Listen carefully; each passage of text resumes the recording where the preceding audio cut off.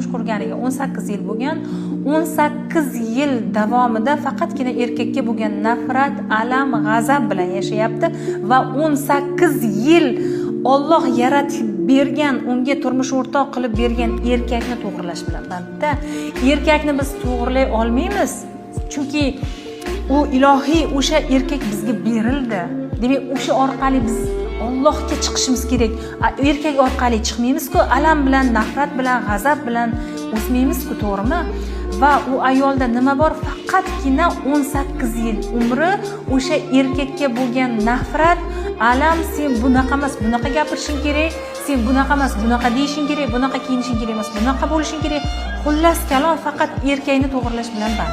Ya'ni haqiqatdan isyon, har bir kuni isyon, har bir so'zi, har bir dunyo qarashi, har bir erkakka bo'lgan nafrati va bu isyon ichida u bilan birga 3 ta farzandlar tarbiya bo'lyapti.